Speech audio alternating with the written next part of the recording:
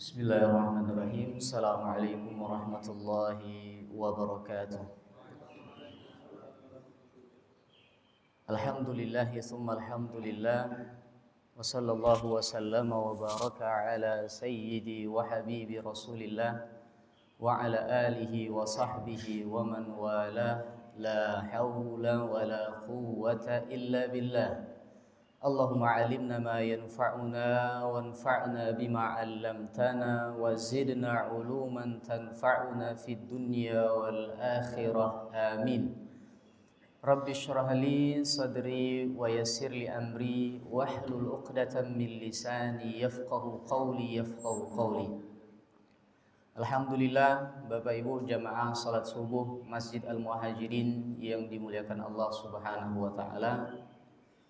Pada kesempatan kali ini kita kembali dipertemukan oleh Allah Subhanahu wa taala, dan pada setiap pertemuan kita selalu memohon kepada Allah Subhanahu wa taala agar kita sebagaimana Allah mengumpulkan kita di masjid yang kita cintai ini, Allah juga akan mengumpulkan kita di surga Allah Subhanahu wa taala kelak. Bapak Ibu jamaah salat subuh yang dimuliakan Allah Subhanahu wa taala, dalam surah At-Taubah ayat 111 Allah Subhanahu wa taala tegaskan dan mengingatkan kepada kita semua, Innallaha ashtara minal mu'minina anfusahum wa amwalahum bi anna lahumul jannata. Sesungguhnya Allah Subhanahu wa taala telah membeli. Apa yang dibeli oleh Allah Subhanahu wa taala? Diri seorang mukmin. Apakah yang dibeli oleh Allah Subhanahu wa taala hanya diri seorang mukmin? Tidak. Ternyata Allah Subhanahu wa taala juga telah membeli bi amwalihim, dengan harta seorang mukmin tersebut. Jadi Allah itu telah membeli diri kita dan harta kita. Bayaran yang Allah berikan apa? Bi anna lahumul jannata. Harga yang Allah berikan terhadap kesepakatan antara kita dengan Allah Subhanahu wa taala adalah surga. Maka dalam ayat ini mengingatkan kepada kita bahwa ketika kita sudah ingat dan tahu bahwasanya diri dan harta kita telah dibeli oleh Allah Subhanahu wa taala, kita telah dijadikan oleh Allah Subhanahu wa taala hamba, maka segala apa yang Allah perintah dan inginkan, mau tidak mau kita harus melaksanakannya. Bapak Ibu jamaah salat subuh yang dimuliakan Allah Subhanahu wa taala, sebenarnya hari ini pakai PowerPoint ya, akan tetapi karena satu dua hal ini tidak masuk, jadi tidak tampil di layar. Yang tampil hanya di hadapan saya saja. Ya. Biasanya kan pakai PowerPoint. Jadi mohon maaf untuk ketidaknyamanannya, jadi tidak bisa melihat slide yang telah saya buat, ya lebih kurang 19 slide. Jadi kalau misalkan pakai slide itu kan biar tidak terlalu bosan gitu ya. Ada yang dilihat gitu. Namanya PowerPoint. Poinnya di situ, powernya dari yang ngisi kajian. Baik, tidak jadi masalah. Pada kesempatan kali ini kita akan membangun tema yang saya bawa pada hari ini adalah membangun akidah yang kokoh melalui teladan sifat-sifat Rasulullah Sallallahu Alaihi Wasallam. Di antara banyak sifat yang dimiliki oleh Rasulullah Sallallahu Alaihi Wasallam, pada kesempatan kali ini yang saya angkat hanya 3 dari sifat yang telah saya pilih. Pertama, kita akan membahas ketika Rasulullah Sallallahu Alaihi Wasallam memiliki sifat tawakal dan roja yang tinggi kepada Allah Subhanahu Wa Taala. Ketika apapun yang dilakukan oleh Rasulullah Sallallahu Alaihi Wasallam, sebelum Rasulullah berjuang atas apapun yang diinginkan oleh Rasulullah Sallallahu Alaihi Wasallam, Rasulullah memulainya dengan tawakal. Kemudian setelah itu ikhtiar, kemudian setelah itu Rasulullah tutup dengan tawakal. Nanti kita akan lihat. Kemudian sifat yang kedua yaitu pemaaf, sedangkan yang ketiga atau yang terakhir adalah qanaah. Apa itu makna tawakal? Tawakal sering disalahpahami oleh manusia atau kaum muslimin itu sendiri. Di sini saya ingin mengangkat sebuah definisi yang diangkat oleh Imam Qurtubi dalam tafsirnya. Ketika itu beliau mendefinisikan tawakal itu as-siqatu billahi wal iqanu bi anna qada'ahu madhin. Tawakal itu adalah, kata Imam Qurtubi, yakin kepada Allah Subhanahu wa taala dan meyakini bahwa ketetapannya pasti terlaksana, serta mengikuti sunnah Nabi-Nya sallallahu alaihi wasallam dalam berusaha atau berikhtiar untuk hal-hal yang diperlukan seperti makan, minum, menjaga diri dari musuh sebagaimana yang dilakukan oleh para nabi. Semoga Allah Subhanahu wa taala mencurahkan kepada mereka semua kecintaan dari Allah Subhanahu wa taala. Dari definisi ini Bapak Ibu semua, tawakal itu didefinisikan oleh Imam Qurtubi yakin kepada Allah, tapi di dalam keyakinan tersebut harus ada yang namanya ikhtiar. Harus ada yang namanya usaha. Jadi kalau misalkan ada yang yakin kepada Allah Subhanahu wa taala, ketika dia ingin melakukan sesuatu, dia katakan dia yakin kepada Allah Subhanahu wa taala, tapi tidak ada usaha di situ. Kata Asy-Syaikh Ad-Doktor Hisham Kamil, ini namanya bukan tawakal. Ini namanya tawakul. Tawakal itu adalah ketika kita yakin kepada Allah Subhanahu wa taala, dibarengi setelah itu dengan ikhtiar. Dibarengi setelah itu dengan usaha. Makanya keyakinan tanpa usaha itu bukan disebut dengan tawakal. Pada kajian 2 bulan yang lalu, kita telah sampaikan, ketika Allah Subhanahu wa taala menetapkan di dalam Lauhil Mahfuz bahwasanya kita ini pada jam tertentu itu kenyang. Pada jam tertentu misalkan atau pada waktu tertentu orang atau seseorang atau 2 orang itu menikah. Kemudian mereka memiliki anak. Ketetapan Allah Subhanahu wa taala tersebut itu selalu dikaitkan dengan sebabnya. Apakah mungkin ada seseorang yang kenyang tapi tidak makan? Mungkin. Dia ini kenyang tapi tidak makan. Ketika Allah Subhanahu wa taala menetapkan seseorang kenyang, itu ada sebab yang dilaluinya, yaitu makan. Ya, makasih. Ketika Allah Subhanahu wa taala menetapkan seseorang itu nikah pada waktu tertentu, yang melangsungkan pernikahan, kemudian dikatakan oleh Allah Subhanahu wa taala dalam Lauhil Mahfuz tersebut dia akan memiliki keturunan. Tapi mungkinkah orang yang memiliki keturunan tanpa didahului oleh hubungan 2 orang suami istri? Tidak. Segala sesuatu tersebut selalu dibarengi dengan sebabnya. Maka ketika kita memahami makna tawakal, maka hal tersebut dimaknai dengan makna ikhtiar.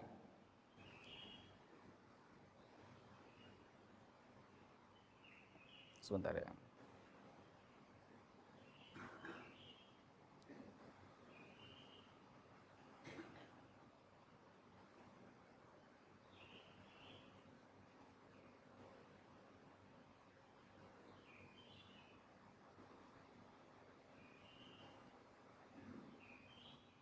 Oke, baik.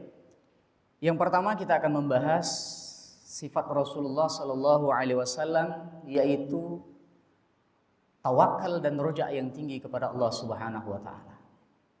Ada salah satu hadis yang disampaikan oleh Rasulullah Sallallahu Alaihi Wasallam, yang mana hadis ini dikatakan oleh Syekh Syuaib Al-Arnaud bi isnadihi hasan. Sanad hadis ini hasan atau baik, dan diriwayatkan oleh Imam Ahmad dalam musnadnya. Yang mana hadis ini Bapak Ibu semua pantas dan cocok untuk dijadikan sebagai pegangan kehidupan seorang muslim. Apa itu? Ketika Rasulullah sallallahu alaihi wasallam mengatakan, "Man nazala bihi hajatun fa anzalaha bin nasi kana qaminan min an la tashula hajatuhu."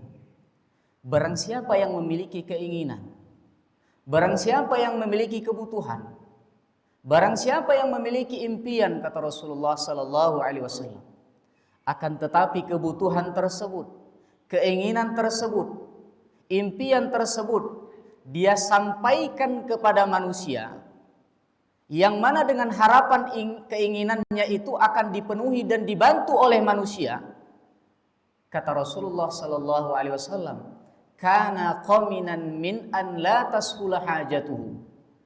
Hal tersebutlah yang menjadikan seseorang itu disusahkan atau dipersulit oleh Allah Subhanahu wa ta'ala, keinginan dan kebutuhannya terlaksana. Sebentar.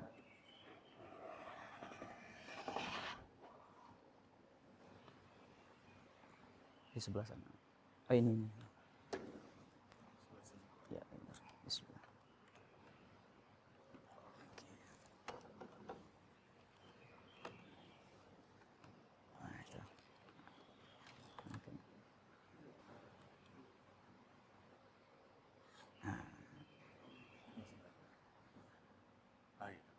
Udah ya? Kelihatan juga. Udah kelihatan Bapak Ibu semua? Oke, baik.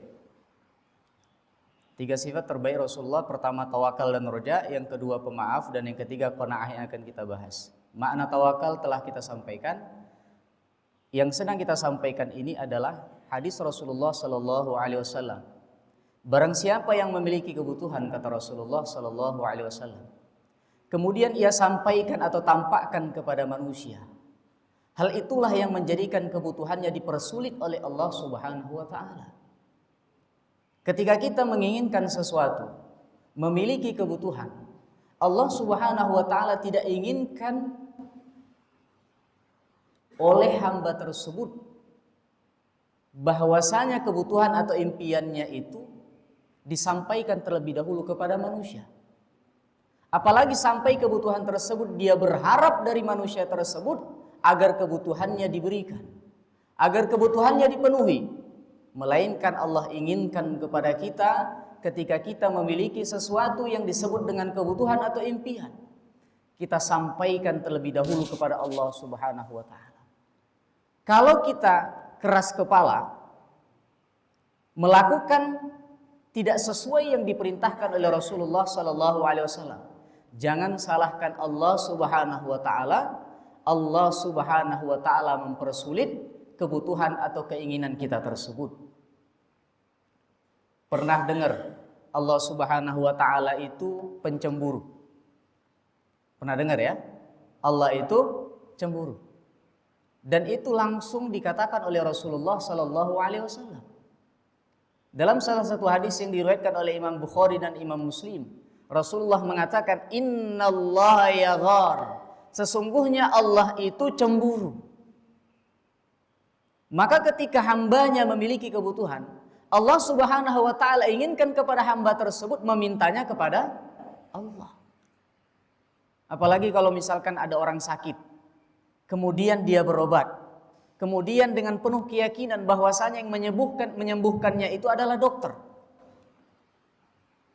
Padahal dalam surah Asy-Syu'ara ayat 80 Allah Subhanahu wa ta'ala katakan, wa idza maridtu fahuwa yashfin.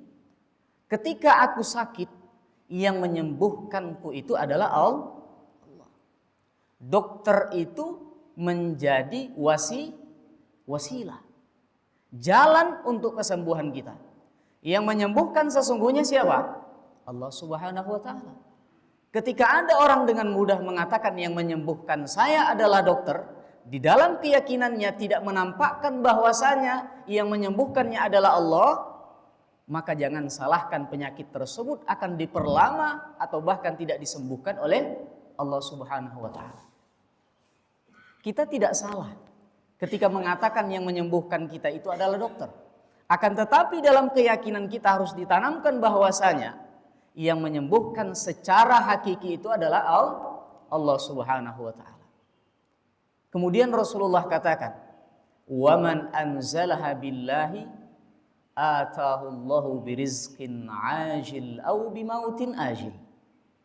Barang siapa yang memiliki keinginan tersebut, kebutuhan tersebut, dia sampaikan kepada Allah Subhanahu wa taala.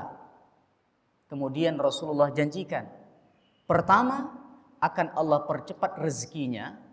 Ya, rezeki tersebut telah kita sampaikan bukan saja nominal angka, kesehatan itu rezeki, kebahagiaan itu rezeki, kesenangan itu rezeki, ketenangan itu rezeki, akan Allah percepat. Atau Allah Subhanahu wa taala akan memanjangkan umurnya. Kenapa Allah Subhanahu wa taala melakukan seperti ini? Telah kita sampaikan tadi, karena Allah Subhanahu wa taala itu cemburu.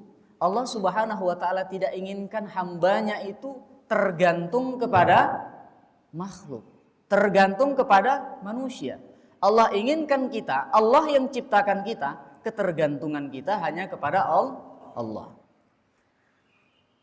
Di dalam salah satu hadis juga yang diriwayatkan oleh Imam Tirmidzi, ketika itu Rasulullah sallallahu alaihi wasallam mengatakan, "Wala fataha 'abdun baba mas'alatin illa fataha Allahu alaihi baba faqrin." Tidaklah seseorang itu ketika meminta sesuatu kepada manusia, kemudian berharap hanya kepada manusia tersebut, kepada orang yang dia minta bantuan tersebut, kata Rasulullah, illa fatahallahu alaihi baba faqrin, kecuali Allah Subhanahu wa taala akan bukakan dalam kehidupannya pintu kefakiran selamanya.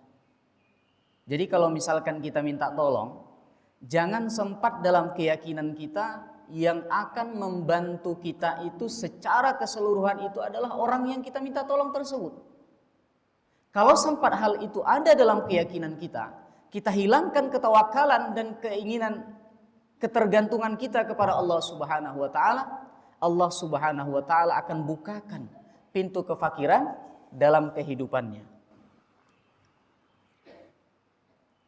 Kemudian dalam salah satu hadis qudsi, Rasulullah sallallahu alaihi wasallam juga sampaikan, ya ini hadis qudsi, hadisnya hadis sahih, diriwayatkan oleh Imam Muslim. Ketika itu Allah Subhanahu wa taala dalam hadis qudsi ini menyampaikan, "Ya ibadi, law anna awwalakum wa akhirakum wa insakum wa jinnakum qamu fi sa'idin wahidin." Wahai hambaku, kata Allah Subhanahu wa taala, seandainya golongan jin dan manusia mulai dari awal sampai akhir, semua dari golongan jin dan manusia, mereka berada pada tempat yang sama, fasa'aluni, kemudian mereka meminta kepadaku apapun yang mereka minta. Oke, setiap orang, setiap jin memiliki keinginan apapun yang mereka inginkan, kemudian mereka minta kepada Allah Subhanahu wa taala, "Ma naqasa dzalika mimma 'indi illa kama yanqusul mikhyatu idza udkhilal bahra." Sesungguhnya ketika aku mengabulkan segala permintaan jin dan manusia tersebut, kekayaanku tidak akan pernah berkurang, kecuali sebagaimana jarum yang dimasukkan ke dalam lautan, kemudian jarum tersebut diangkat, air yang menempel di jarum tersebut, itulah kekurangan setelah Allah Subhanahu wa taala mengabulkan seluruh permintaan jin dan manusia secara keseluruhan. Ketika mendengar ini, ya, kalau misalkan jarum dimasukkan di dalam lautan, diangkat, yang nempel di jarum itu sedikit atau banyak? Sedikit.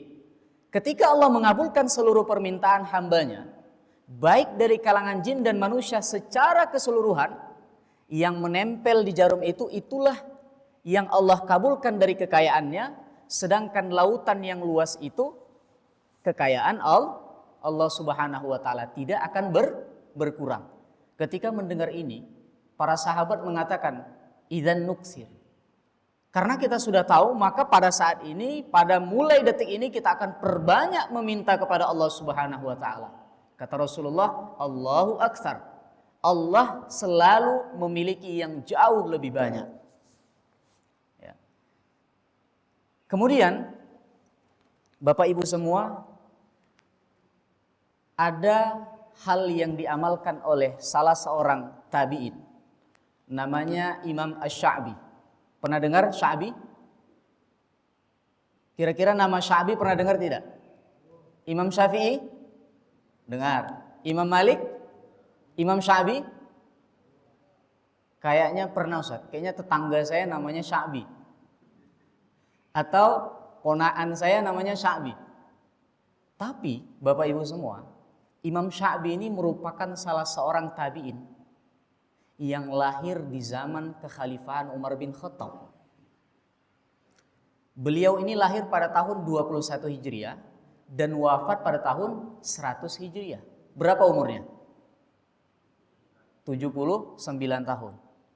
Beliau ini, Bapak Ibu semua, keilmuannya diakui oleh para sahabat dan kalangan tabi'in. Beliau ahli dalam bidang tafsir, dalam bidang akidah, dalam bidang fikih, dalam bidang hadis. Kalau ditanya kepada Imam Sya'bi ini, di antara banyak keilmuan yang engkau kuasai, ilmu apa yang tidak engkau kuasai? Yang kalau misalkan kita bilang yang kurang disukai. Karena ilmunya tinggi kan? Banyak jenis keilmuan yang dia kuasai. Tapi ditanya oleh temannya, apa sih jenis keilmuan yang kamu sendiri itu tidak menguasainya? Artinya bukan tidak menguasai, yang kurang suka. Dikatakan oleh Imam Sya'bi, saya agak kurang menyukai ilmu syair.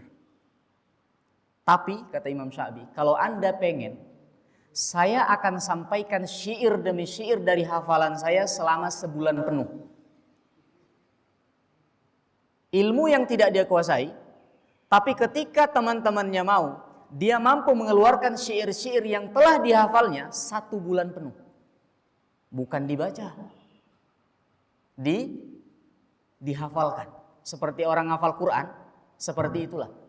Sebulan penuh dia mampu menyampaikan. Itu ilmu yang tidak dia kuasai.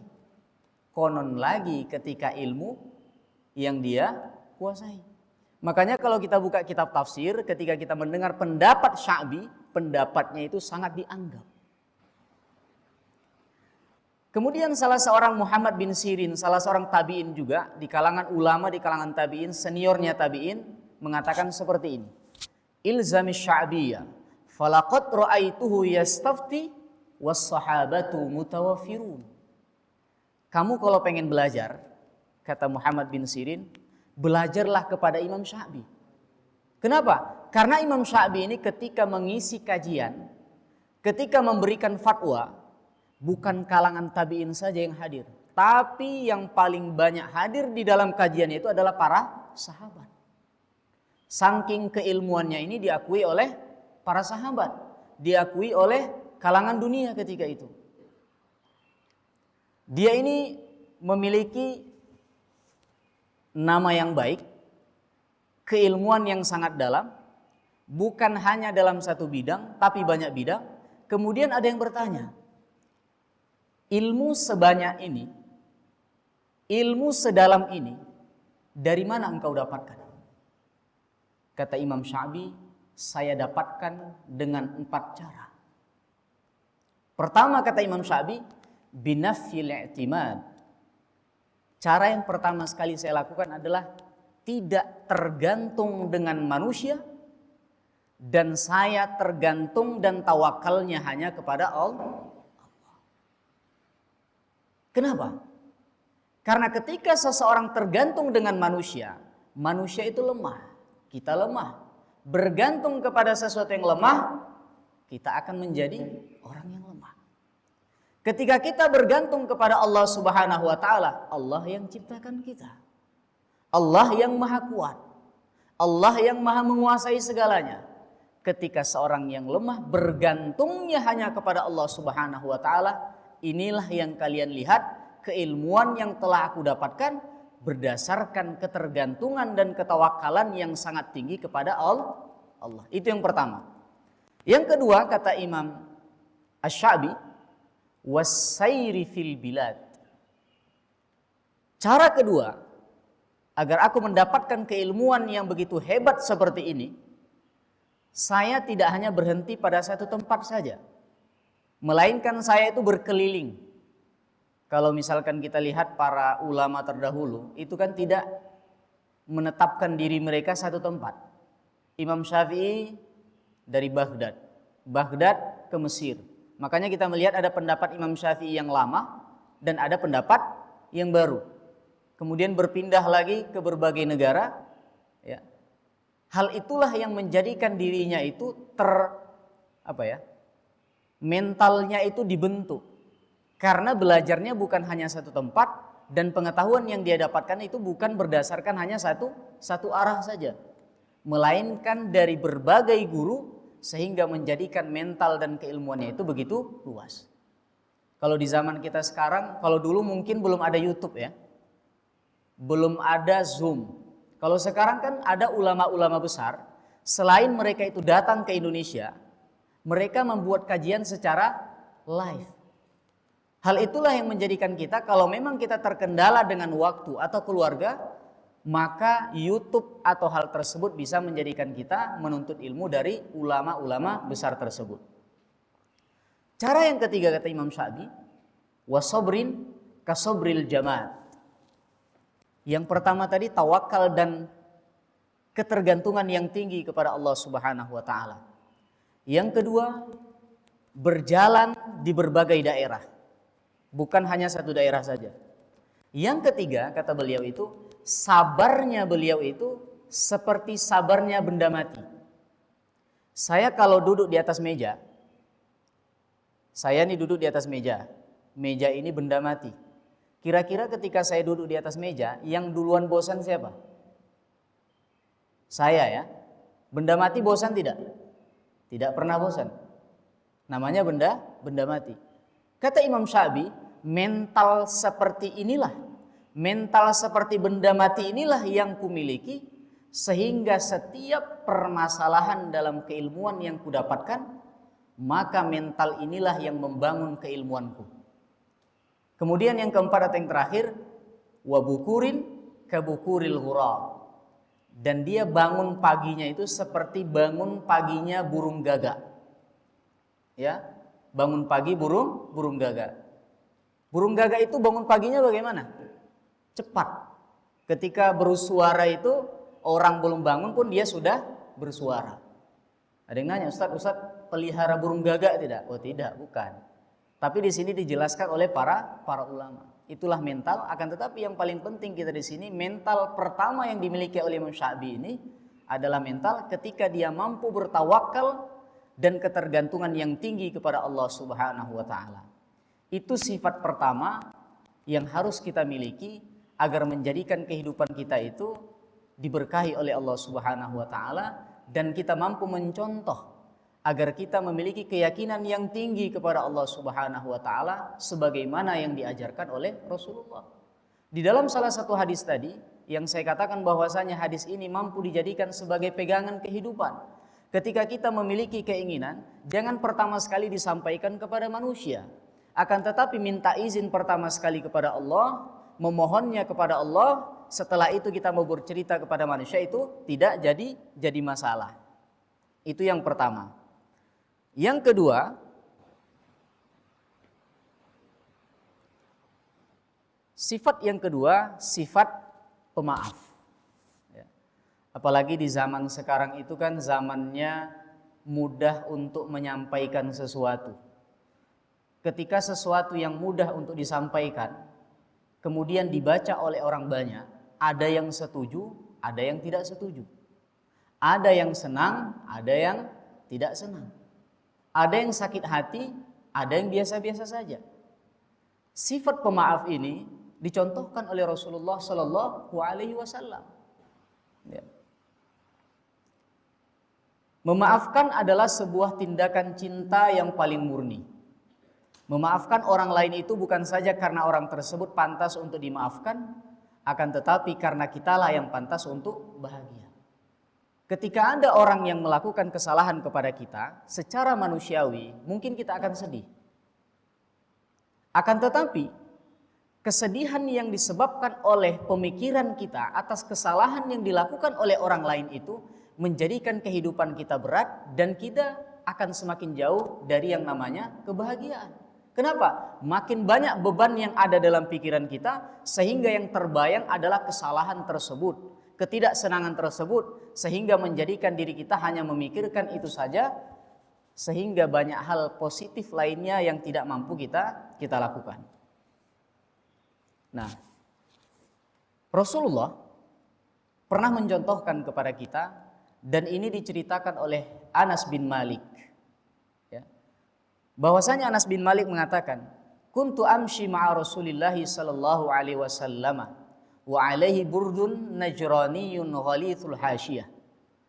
Suatu ketika saya pernah berjalan bersama Rasulullah sallallahu alaihi wasallam, dan pada saat itu Rasulullah sedang memakai memakai selendang yang tebal dan kasar buatan Najran.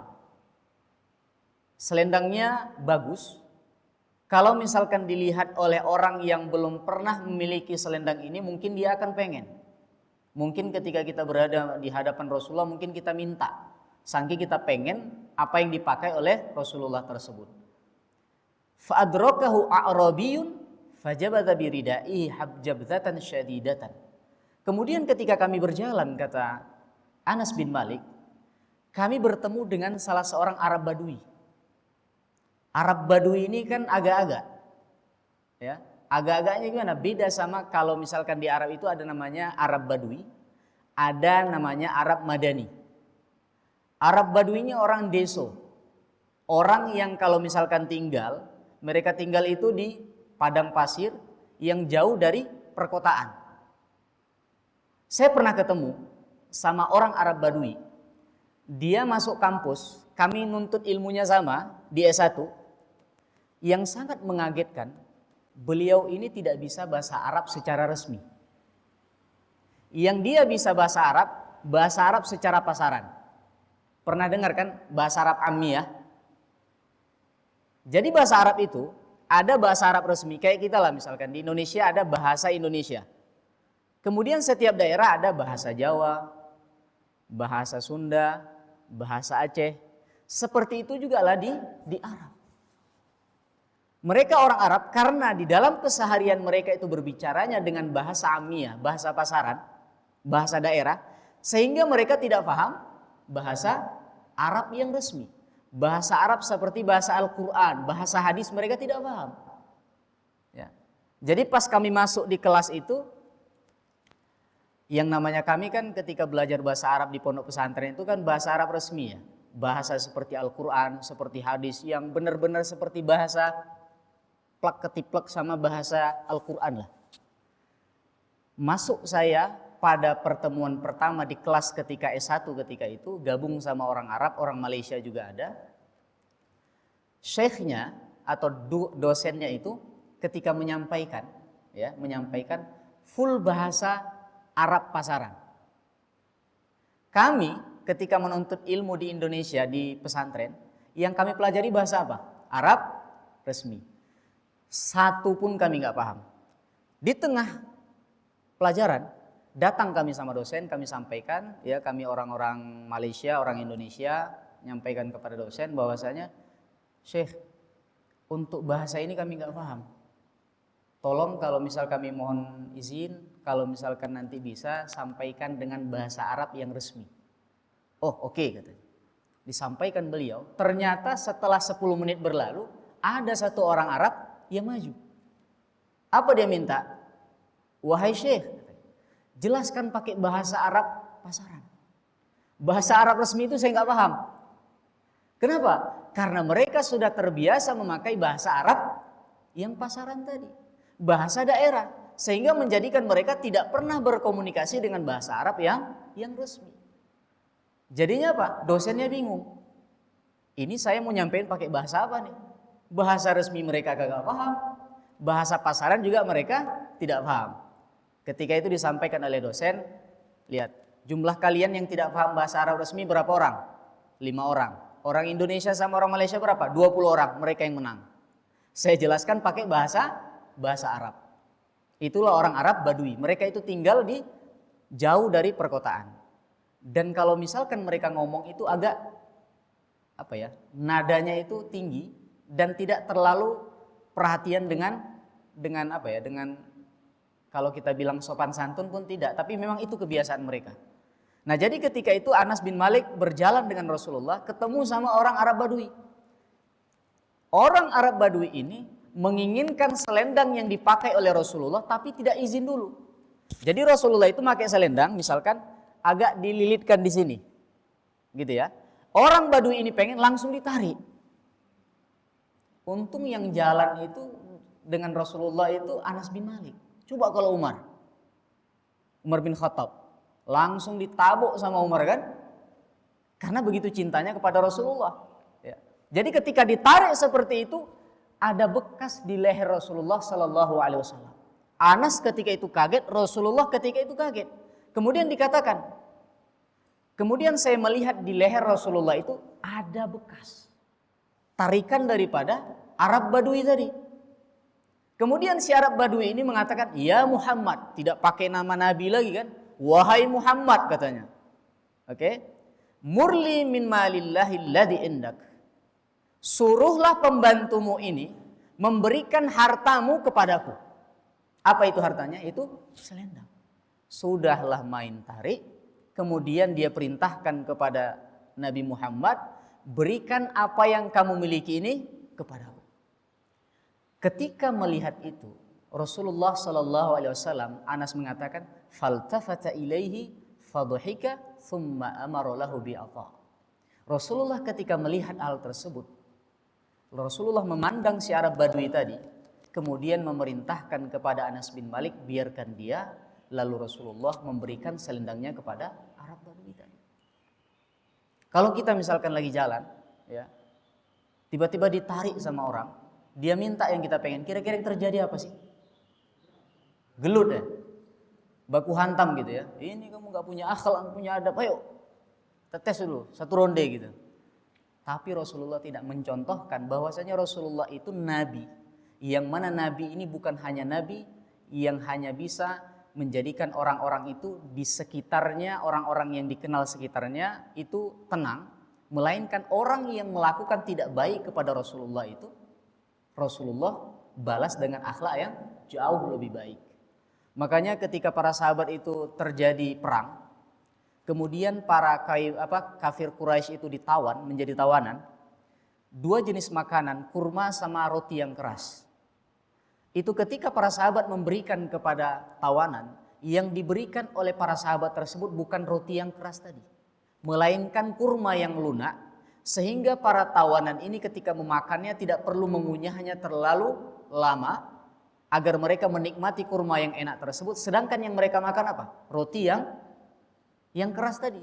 Sehingga ketika melihat ini, akhlak yang ditampakkan oleh para sahabat itu menjadikan orang-orang yang menjadi tawanan, yang awalnya mereka itu non muslim, mereka memeluk Islam karena akhlak. Itulah yang dicontohkan oleh Rasulullah SAW dan diamalkan oleh para sahabat.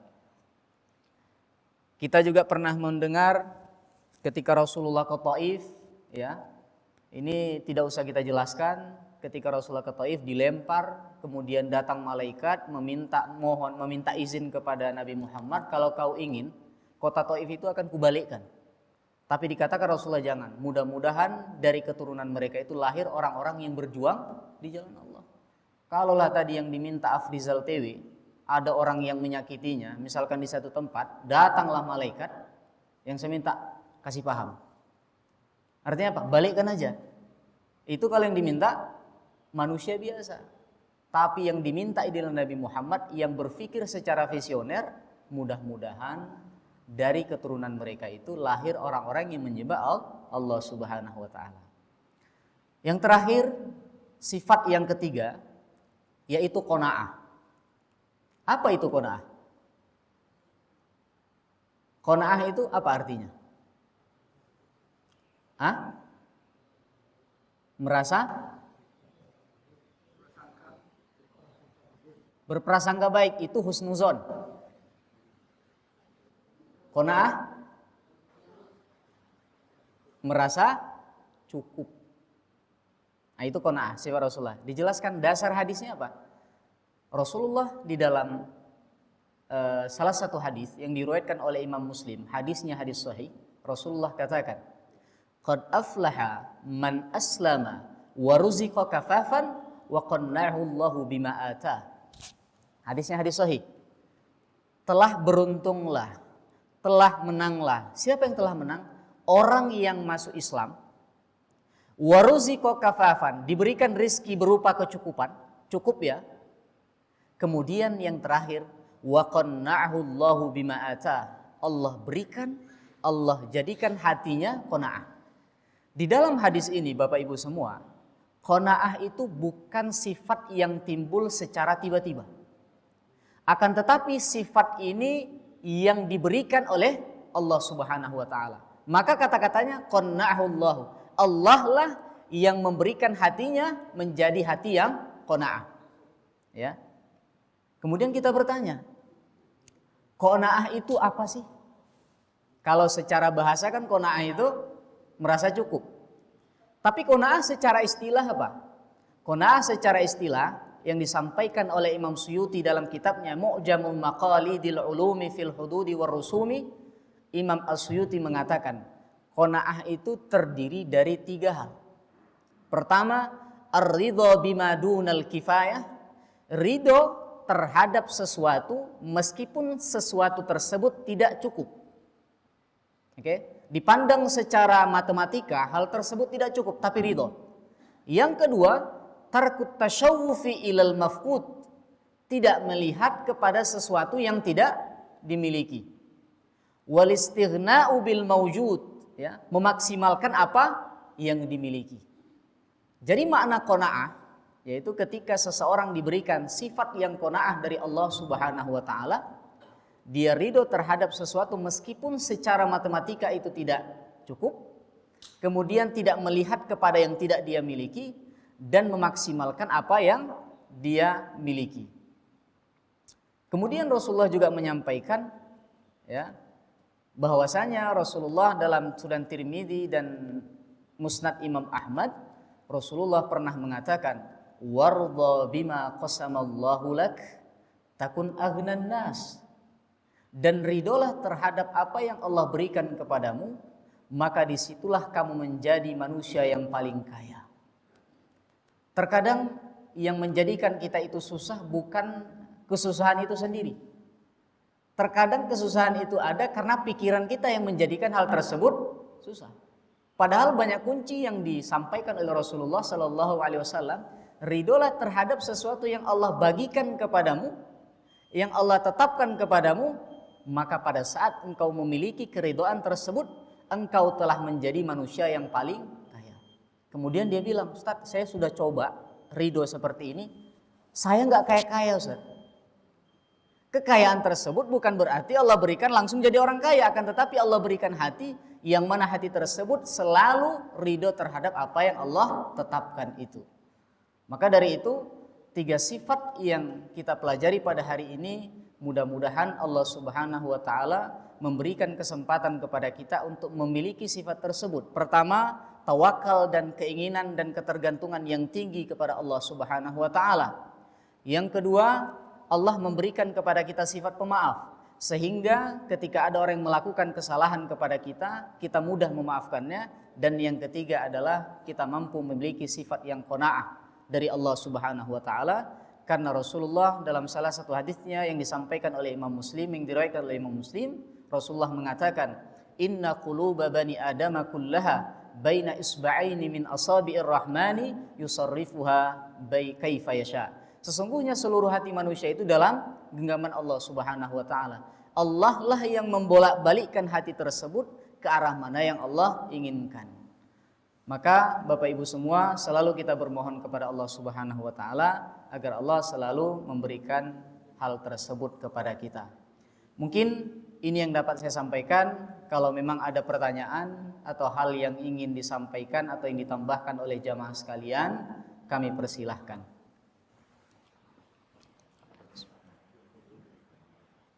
Ada yang bertanya?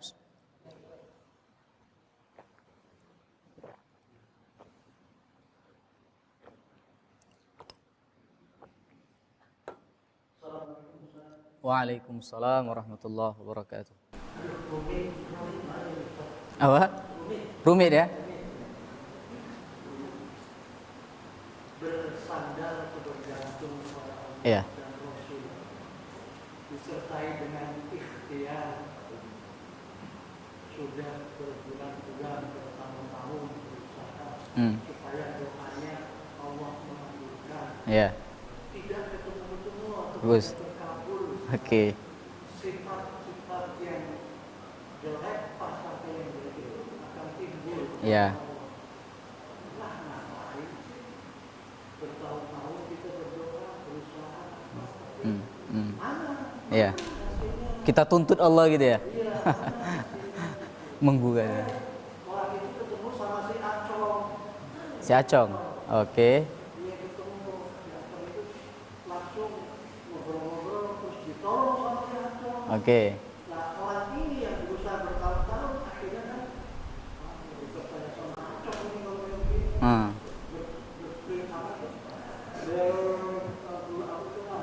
Berpunya hati yang Iya. berubah sama orang. Iya. Cara pemintaannya itu bagaimana? Baik. Assalamualaikum warahmatullahi Waalaikumsalam warahmatullahi wabarakatuh. Bagus pertanyaannya. Kita di kajian-kajian yang lalu, kita pernah menyampaikan bahwasanya Rasulullah SAW pernah mengatakan, ketika seseorang memiliki doa kepada Allah Subhanahu Wa Taala, cara Allah mengabulkan itu ada 3 cara. Kalau masih ingat ya, ada 3 kemungkinan. Jadi nanti Bapak melihat kira-kira ketika impian atau keinginan yang Bapak miliki tersebut berada pada kemungkinan yang mana? Pertama kata Rasulullah SAW, yustajabu lahu. Akan langsung Allah ijabah. Minta ini beberapa saat atau beberapa lama Allah kabulkan. Itu kemungkinan pertama. Kalau tidak pada kemungkinan pertama, kata Rasulullah, berada pada kemungkinan kedua. Apa itu? Gara-gara permohonan kita tadi, Allah hindarkan kita dari mara bahaya atau malapetaka. Yusrafu an husu. Karena doa kita terhadap misalkan kita ingin memiliki rumah sesuai dalam keinginan kita, tapi sampai sekarang mungkin masih ngontrak saja misalkan, gitu ya, masih jadi kontraktor saja misalkan, kok sudah berjalan 10 tahun, 20 tahun, kok tidak dikabulkan? Mungkin saja bukan berada pada kemungkinan pertama, kemungkinan kedua. Kenapa? Karena ketika kita memohon, gara-gara permohonan kita tersebut, Allah hindarkan kita dari malapetaka. Kemungkinan ketiga kata Rasulullah SAW, yudakhillahu yaumal qiyamah. Karena doanya tersebut, pahalanya Allah tidak kabulkan di dunia, tapi Allah jadikan pahala tersebut akan Allah tampakkan di mana? Di akhirat. Sehingga ketika kita melihat begitu banyak keinginan kita di dunia tidak Allah kabulkan di dunia, ketika kita sampai di akhir, kok pahala kita sebanyak ini? Kita tanya kepada malaikat, dikatakan malaikat, karena inilah permintaan demi permintaan yang kau sampaikan kepada Allah, tidak Allah kabulkan di dunia, tapi Allah jadikan di akhirat. Ketika melihat tersebut kita bermohon kepada Allah, ya Allah, kenapa tidak seluruh permintaanku itu gak usah dikabulkan? Disimpan saja di akhirat. Begitulah cara Allah mengabulkan permohonan kita. Kalau tadi Bapak misalkan udah lama-lama tiba-tiba si Acong ya, Acong. Nah, si Acong datang, kemudian dia membantu. Acong itu hamba Allah bukan? Apakah hatinya itu digerakkan oleh dirinya sendiri atau ada yang menggerakkan? Ada yang menggerakkan. Siapa yang menciptakannya? Allah. Ketika kita sampaikan tadi, sesungguhnya seluruh hati itu dalam genggaman Allah. Allah yang menggerakkan hati tersebut ke arah mana yang Allah inginkan. Mungkin dan memang itu kenyataannya, hati Acong tadi digerakkan Allah untuk membantu Bapak. Tugas Bapak bukan menyandarkan bantuan yang diberikan oleh Acong tadi bahwasanya dia yang bantu. Karena itulah yang akan menjadikan kebutuhan Bapak nanti dipersulit. Tapi Bapak bilang, dipersulit tapi bisa dibantu sama Acong. Cara Allah mempersulit bukan pada masalah itu saja, tapi Allah akan hadirkan masalah demi masalah sehingga masalah yang ada dalam kehidupan kita tidak akan pernah ada habisnya. Tugas kita ketika dibantu oleh Acong tadi, kita sandarkan semua kepada Allah, kita jadikan Acong itu sebagai wasilah. Nah, jadi mindset atau pikiran seperti itu yang harus kita fahamkan dalam diri kita. Cara Allah mengabulkan itu bukan dengan ijabah tadi, kita minta mobil langsung plong. Ketika minta sesuatu, kapan mobilnya ini, kapan turunnya ini, ya kapan nih, mana nih, kok nggak turun-turun? Nah, jangan seperti itu. Tapi Rasulullah sudah jelaskan, cara Allah mengabulkan itu bukan dengan mengijabah saja. Ijabah itu salah satu dari 3 kemungkinan. Lebih kurang seperti itu. Oh ya. Oke, yang lain mungkin ada? Yang lain yang ingin menambahkan?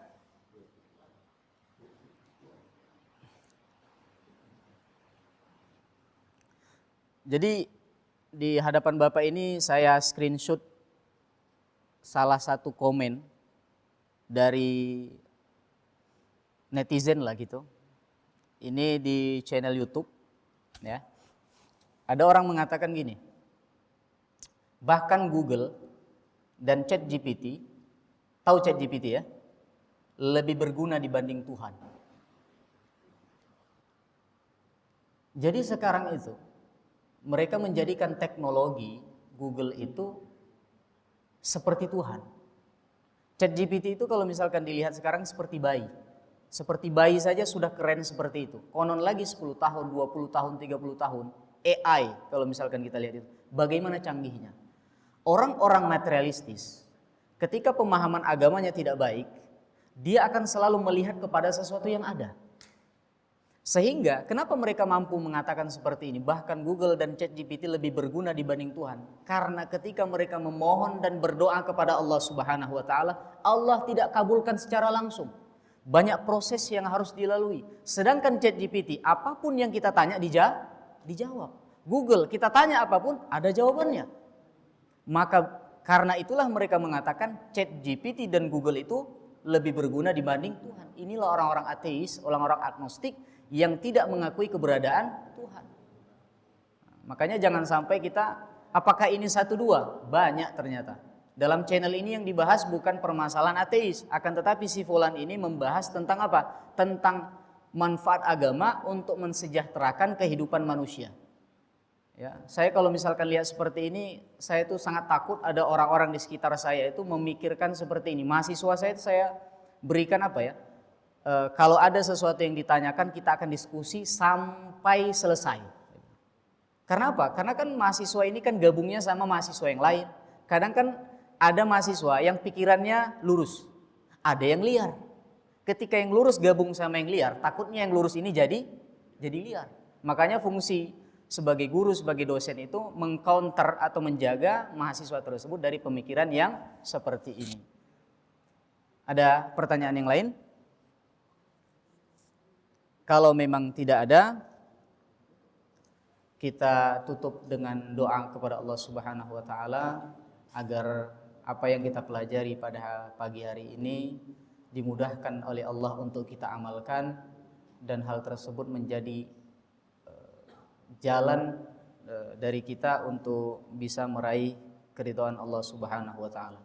A'udzubillahi minasyaitonirrajim. Bismillahirrahmanirrahim. Alhamdulillahirabbil alamin hamdan yuwafi ni'amahu wa yukafi mazidah. Ya Rabbana lakal hamdu kama yanbaghi li jalali wajhikal karim wa 'azimi sultanik. Allahumma salli ala Muhammad wa ali Muhammad kama sallaita ala Ibrahim wa ala ali Ibrahim fil alamin innaka Hamidum Majid. اللهم ارزقنا فهم النبيين وحفظ المرسلين وإلهام الملائكة المقربين يا رب العالمين. اللهم إنا نعوذ بك من علوم لا تنفع ومن قلوب لا تخشع ومن نفوس لا تشبع ومن دعوة لا يستجاب لها يا أرحم الراحمين. ربنا ظلمنا أنفسنا وإن لم تغفر لنا وترحمنا لنكونن من الخاسرين. ربنا آتنا في الدنيا حسنة وفي الآخرة حسنة وقنا عذاب النار. شكرا والسلام عليكم ورحمة الله وبركاته.